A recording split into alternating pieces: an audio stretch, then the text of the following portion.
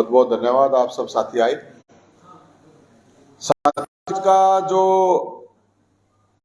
मुख्य मुद्दा है, आप लोगों ने देखा होगा कि कल हमें चंडीगढ़ में विधानसभा स्तर चल रहा था हरियाणा का, और एक कार्ड देने के लिए गए थे बारात का। तो बारात निकालना जरूरी है, आज से कई साल पहले की वीडियो है, और शायद आप लोगों ने सुनी होगी जरूर। अगर नहीं सुनी होगी, ये देखो आप। पार्टी को मजबूत करने का मतलब है उन कुंवारों को दुल्हन मिलना जिनको इन राज्यों में नहीं मिली, जो घूम रहे हैं ऐसे एक गांव में 150, 200, 200 लड़के जो दुल्हनों से वंचित हैं। ये अलग अलग इशू हैं, क्योंकि बारात होती है तो फिर उसमें बुजुर्ग भी है, तो बुजुर्ग बुढ़ापा पेंशन, और इसका हमने कि समस्या, जितनी भी समस्या है लोगों की, हमने ये कहा है कोई भी अपनी समस्या लेके, ये कार्ड छपवा रखा हमने कि कोई भी अपनी समस्या लेके उस दिन उस बारात में आ सकता है। अब मैं उसके लिए यहां पे आया था, कल इन्होंने मेरे को अरेस्ट कर लिया, शाम को वापस छोड़ा है। कार्ड ही देने आया था मैं, तो मिठाई साथ में थी, कार्ड देने के लिए आया था। अब लेकिन ये ना कार्ड लेना चाहते हो ना वो, लेकिन हम तो अपनी एक आवाज थी उसको उठा रहे हैं। अब इसमें आपकी जानकारी के लिए मैं बता दूं, हमने एक नंबर जारी किया था 70 27 822 822, 70 27 822, फिर दोबारा 822। करीब 700 लोगों के फोन एक दिन में आ गए इस बारात के बराती बनने के लिए। एक दिन में बता रहा हूं मैं आपको, अभी तो कई दिन पड़े हैं, एक दिन में आ गए इतने लोग। क्योंकि अगर हम कोई बात चाहते हैं, मुद्दे की जॉब की बात चाहते हैं, पीछे मेरे को 9 दिन तक जेल में रखे इन्होंने, वहां पे पैसे लेके जो आरोप लगा रहे थे, अभी तक पैसे लेके भर्तियां की जा रही थी पीजीआई में, बाहर के लोगों की भर्तियां की जा रही थी 9 दिन तक। झूठे केस, 4.5 साल पुराना मेरा पानीपत का केस लगा दिया, परावर की जमीन का मामला था वो लगा दिया, एक SC ST का केस लगा रखा था मेरे ऊपर वो लगा दिया, फिर वो हटा भी दिए। तो साथियों, हम सबको न्योता दे रहे हैं, पक्ष विपक्ष कोई भी हो, कि ये जो डिमांड है, क्योंकि कल मैं विधानसभा में देख रहा था कि बड़ी गजब की बात है कि जब विधानसभा के अंदर खुद डिप्टी चीफ मिनिस्टर की मां जब ये कह रही है मेरे इलाके में टीचर नहीं है, तो आप अंदाजा लगा सकते हो कि स्थिति क्या है। और शायरी हो रही है वहां पे विधानसभा में, और बता रहे हैं इनको दोनों को शेर लिख के देने वाला भी एक ही आदमी है। एक ही आदमी है जो उसको भी शेर लिख के देता, पूर्व मुख्यमंत्री को और अपने इस प्रेजेंट में जो मुख्यमंत्री है। वरना मुझे तो लगता नहीं कहीं से, मेरे को तो गालीपुर गुलजार मेरे को तो लगते नहीं है कि एक शेर बोलेगा उसके ऊपर दूसरा तुरंत। तो बिल्कुल मिलजुल के इन्होंने मुशायरा बना रखा, मुशायरा स्तर कह सकते हैं इसको विधानसभा स्तर का। नहीं तो होना चाहिए था ये कि भाई हम इतनी वैकेंसी इतने दिन तक, क्योंकि हमारी जो ये डिमांड है, इसमें सबसे बड़ी एक डिमांड है कि भर्ती कैलेंडर जारी होना चाहिए। भर्ती कैलेंडर जब तक जारी नहीं होगा, क्योंकि 4-4 साल 5-5 6-6 साल की भर्तियां ऐसे ही पड़ी हैं। बुढ़ापा पेंशन की बात करते हैं तो बुढ़ापा पेंशन, भाई साहब ये PPP ये मॉडल है ना, जो इसमें पता नहीं कितना बड़ा गड़बड़ घोटाला है। सारे हरियाणा के बुजुर्ग, विकलांग, विधवा, 60 साल से ऊपर वाले जो ये कह रहे थे जो 60 साल का हो जाएगा तुरंत पेंशन बढ़ाएगी, सब परेशान है। प्रॉपर्टी ID के नाम पर पता नहीं कितना बड़ा घोटाला है, लोग चक्कर काट रहे हैं ऑफिसों में, समाधान किसी का हो नहीं रहा। कोई ग्रीवेंस सिस्टम नहीं है कि आदमी अग्रीमेंस है वहां पे चला जाए कि यहां पे जाके मैं अपना ग्रीवेंस का कोई टाइम बाउंड हो। और इसके अलावा भाई साहब मैं आपको बताऊं कि एक और बड़ी, जैसे मेरे को जब पकड़ के ले गए तो हरियाणा पुलिस वाले बोले भी हमारी भी डिमांड है। मगर भी क्या है कि अपने गृह मंत्री अनिल विज साहब थे, वो कपड़े उतार उतार के प्रदर्शन करा रहे थे कि अगर हमारी सरकार बनेगी तो पंजाब के समान वेतन लागू कर देंगे हरियाणा पुलिस का। आज तक लागू नहीं हुआ है। जब मैं जेल में गया तो जेल कर्मचारी भी यही बात कह रहे थे कि हमारा भी कहा था कि पंजाब के समान वेतन कर देंगे, नहीं हुआ है।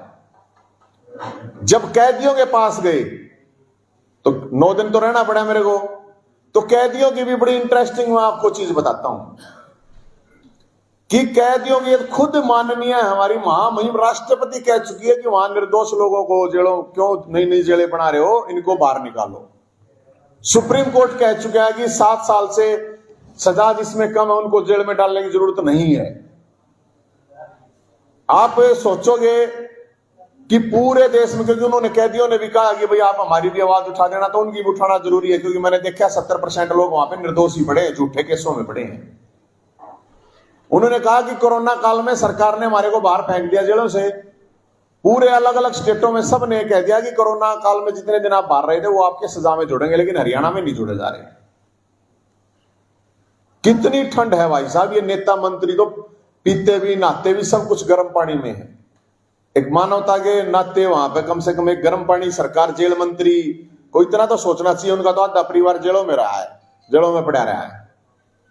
क्या डिमांड है? कुछ भी डिमांड नहीं। इतना तो सरकार का रिस्क है। पैरोल का टाइम होता 40 दिन का, सरकार ऐसे ही लटकाए रखती 6-6 महीने तक, कोई नहीं पूछता है। और ये सारी चीजें सुप्रीम कोर्ट कह चुका है। माननीय राष्ट्रपति जी ने अभी वहां पे जो एक सेमिनार था, प्रोग्राम था, वहां खुद कहा उन्होंने। तो भाई साहब ये जितनी भी समस्याएं हैं, जितनी समस्याग्रस्त लोग हैं, वो सब 14 तारीख मकर संक्रांति के दिन रोहतक में बीजेपी ऑफिस के बाहर बारात निकाली जाएगी, क्योंकि इन्होंने ही कहा था कि हम नौकरी भी देंगे, हम शादी भी कराएंगे। अब ना तो शादी हो रही है और ना हो रहा है। खेल कोटा है, बीबीजी कोटा है, उसके ऊपर सरकार कोई बात नहीं कर रही। यहां पे इस विधानसभा की मैं तो आपको बता रहा हूं कि विधानसभा के अंदर ही ये जो सारी चीजें हो रही हैं, एक और मामला हो रहा है, मैं आपको बताऊं। अब एक चला रखा है इन्होंने, पोर्टल सिस्टम बना दिया है। एक पोर्टल माफिया नई तरीके के काम करना शुरू कर रखा है। कहीं पे उसका कोई यूज नहीं हो रहा है, लोगों को उससे कोई फायदा नहीं मिल रहा है, गांव के लोगों को तो मिल ही नहीं रहा है। सारी आना इनके सर्वर डाउन रहते हैं। तो अलग अलग चीजों को लेके अलग अलग समस्याएं हैं। सरकार अपने हिसाब से अपना बखान कर रही है। विपक्ष है वो गूंगा हो चुका है या बहरा हो चुका है, मुर्दा हो चुका है, हमें नहीं पता। क्यों नहीं बोलते, क्यों नहीं सड़क पे उतरते? एक बयानवीर बने हुए हैं, लेकिन कोई कार्रवाई कोई सरकार के खिलाफ होती नहीं है। कट्ठी शेरो शायरी चल रही है। तो मुझे लगता है कि उस दिन के लिए हम न्योता देंगे, पूरे हरियाणा में जाएंगे और सबकी बात है उसमें, चाहे बुढ़ापा पेंशन है, चाहे पुरानी पेंशन है, चाहे कच्चे कर्मचारियों को पक्का करना है, बहुत से इशू हैं जो भी हमारे पास इशू आ रहे हैं। और ये नंबर हमने जारी करा, इस पे रजिस्ट्रेशन हो रहा है 7027-822-822। इस पे रजिस्ट्रेशन करा के वहां पे ये बारात निकाल लेंगे। कोई सवाल है तो आप जरूर बता दीजिए। क्या विपक्ष की भूमिका पे आपने सवाल उठाया था, तो क्या विपक्ष को जगाने का भी काम करेंगे आप? मैं तो कोशिश कर रहा हूं भाई साहब। मेरे को कल ही कुछ पत्रकार साथी कह रहे थे कि पहली बार ऐसा हुआ कि विधानसभा सत्र में अब की बार इतने मुद्दे उठे हैं। कंपैरिजन अगर आप बात करोगे दूसरे उनके, तो इतने अलग अलग तरह से मुद्दे उठे हैं।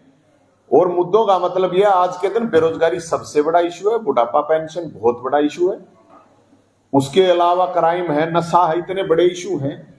एक मैं आपको और बता देता हूं बात। मैं जो 8-9 दिन अंदर रहा तो वहां जो मैंने देखा कि जो लोग जेलों के अंदर आ रहे थे रूटीन में रोज, 80% लोग उसमें नशे करके, क्राइम करके आ रहे थे। सरकार को मेरे हिसाब से इसके बारे में मुझे नहीं लगता कि इस तरह उस पर कोई काम हो रहा है।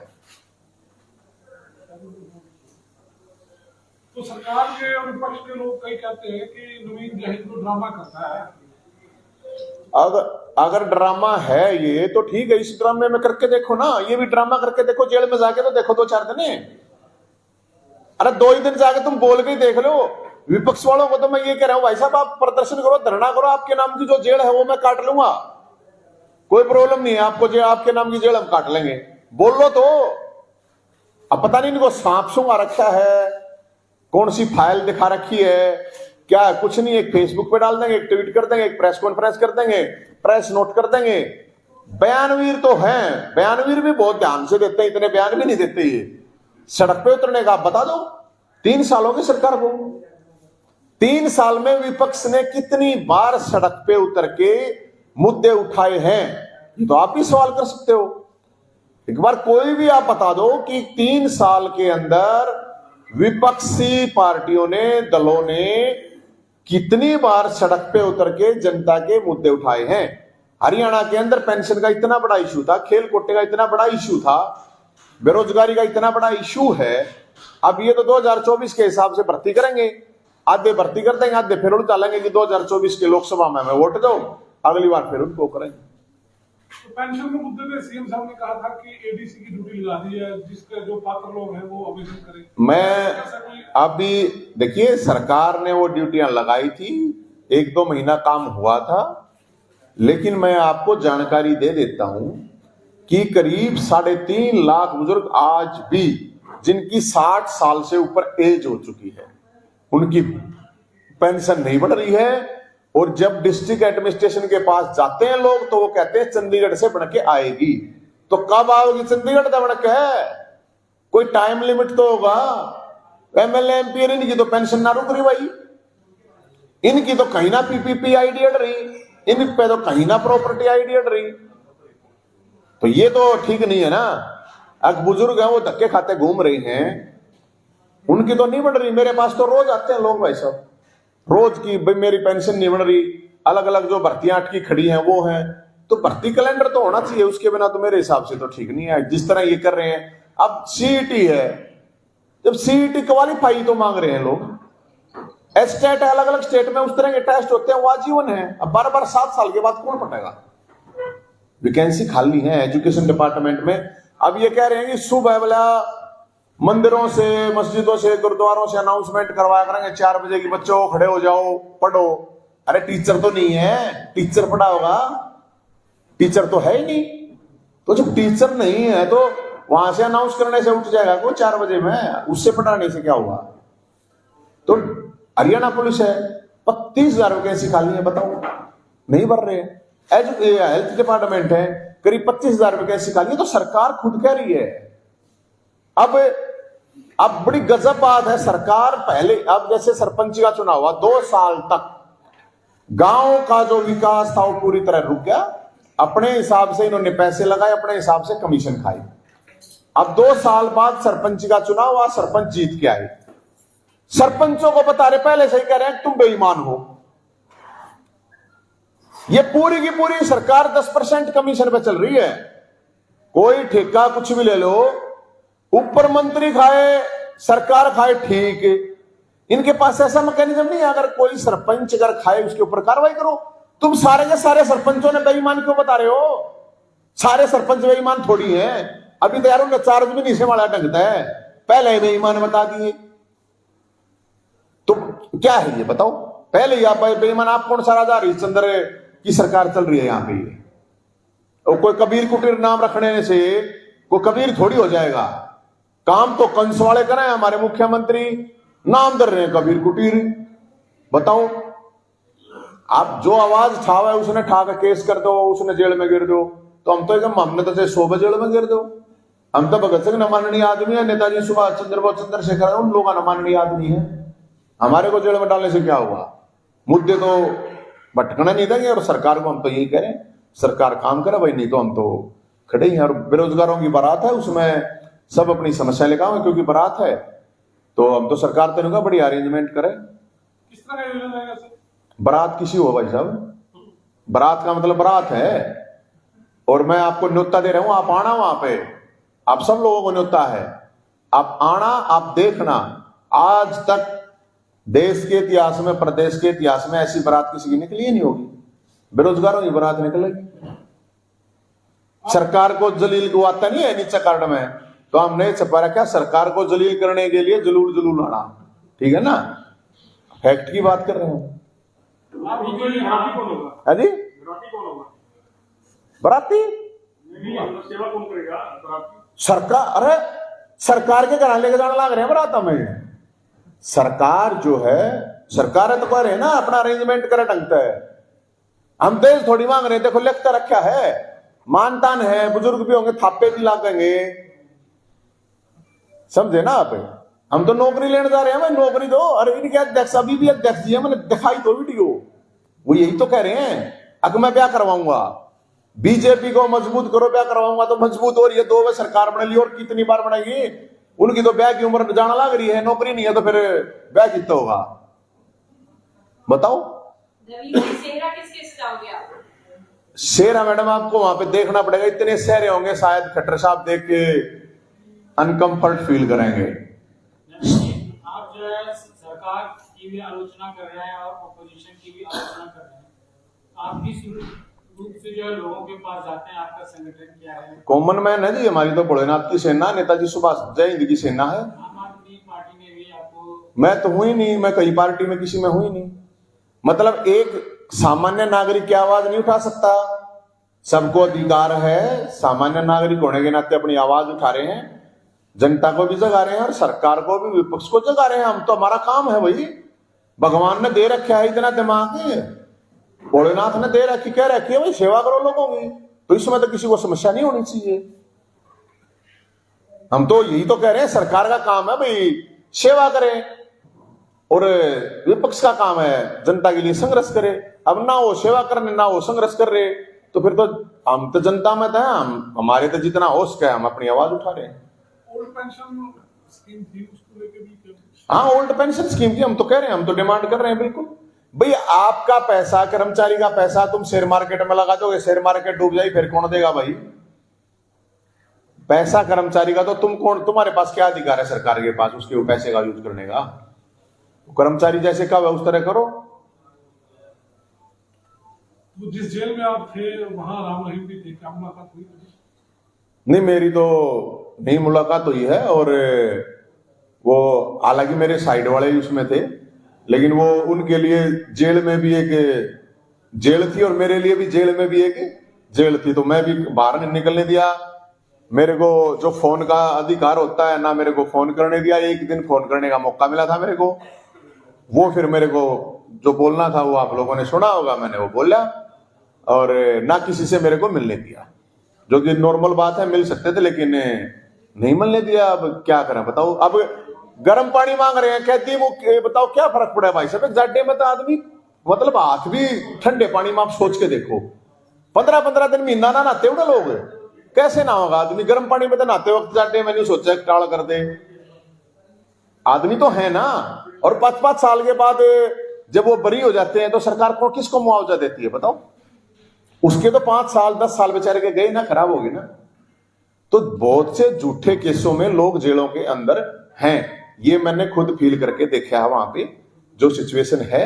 और सरकार से कैदी भी परेशान और कर्मचारी भी परेशान है। मैंने तो आपको बता दिया, हरियाणा पुलिस वाले मेरे को अरेस्ट करके ले गए, उन्होंने अपनी समस्या बताई कि हमारा पंजाब के समान वेतन की आवाज उठाओ। मैं आपके सामने कह रहा हूं, जेल में गया, जेल कर्मचारियों ने भी कहा, हमारा भी ये कहा था तनख्वाह बढ़ाने का, हमारी भी तनख्वाह, वो इतने रिस्क में काम कर रहे हैं। कैदियों के पास गए तो कैदिया ने बताई कि हमारी यह समस्या, तो सरकार तो सब कुछ दुखी, किसी के पास चला जा।